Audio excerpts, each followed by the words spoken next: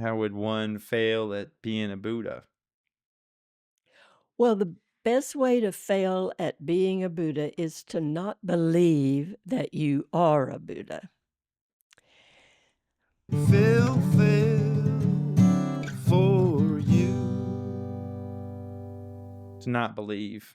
That not to see the reality that you are a Buddha. If we're all interconnected, we're breathing the air the dinosaurs breathed. We're breathing the air the Buddha breathed, right? Mm-hmm. The Buddha is in you. The Buddha's in us. The Buddha was always there. Right. Just like you has Right. always been there. So the way you fail at being a Buddha is not to believe you're a Buddha. Right. But aren't you still a Buddha even if you don't believe? You're just unaware Right. Buddha. So when you fail at a job, aren't you still doing the job? You just aren't aware of how you're doing the job. Yeah. So it comes maybe down to awareness. You're just not living your full Buddha potential. Right. Well, yeah. Yeah. No? Yeah. Yeah, that's good.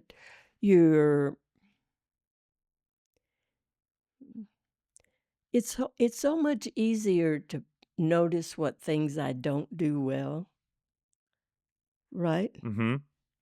And to think I'm not as good as it's a whole lot easier than saying to myself, I'm really good at It's this. negativity bias. There you go. Yeah, Yeah. it's It's kind of like I had a girlfriend once who was getting married. She's a really beautiful woman. And she was getting married and she had a wedding dress on. And her mom came to her and said, for the first time in her life, now, Kay, I don't want you to get the big head, but you're really beautiful. And her mom had never told her she was beautiful. And she never thought she was beautiful. So that's what we do. We tell ourselves, I'm not beautiful. I'm too fat, or I'm too skinny, or I'm too old, or I'm too bald-headed, or, yeah, So that means we're not noticing we're the Buddha. yeah. I was walking with my daughters last night, and my older daughter was saying she wanted to go running. And she said, well, she didn't want to run during the morning or during the middle of the day because people would see her and they would see how awkward she is when she runs and how ugly she looks when she runs. And I said, I don't Exactly. think that's a thing. I think when I look at people running, I think, wow, those people are investing in their fitness. Those people are Right. awesome and they're powerful and strong. And I never think that's an ugly person investing in their fitness. Right. And I thought, like, where did you get that? Right. From our culture, right? From our stories. Yeah, I started to think, did I give you that download at some point? It Am doesn't I? have to just be daddy and mama. It is, especially at this age, isn't it?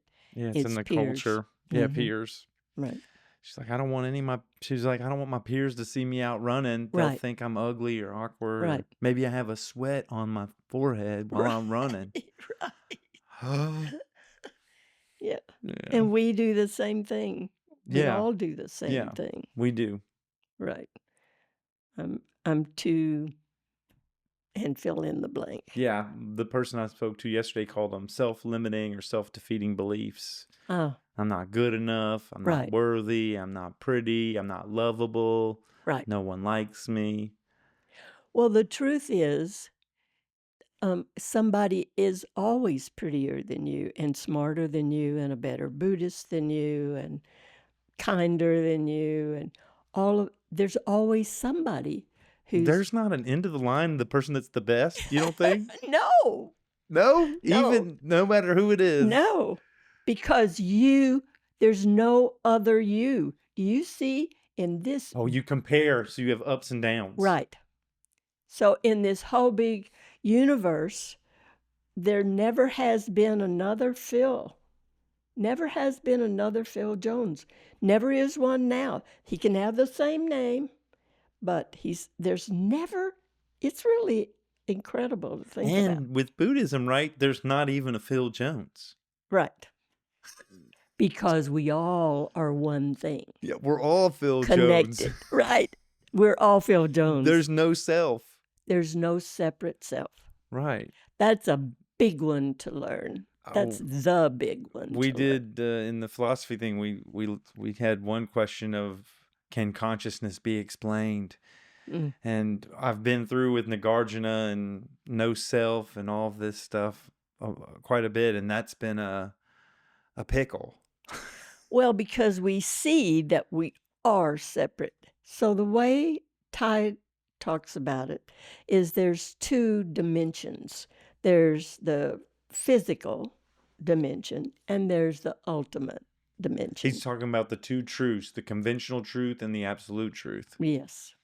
And then one of them is this world where we're sitting across from each other talking. Right. And there's a Terry Cortes Vega, and there's a Right. Philip Jones, and there's microphones. Right. And there's another one where we're just balls, or what do they call them? Heaps of experience or energy. Yeah. And there's none of this stuff. There's no separation. No self, no Right. separation. Yeah.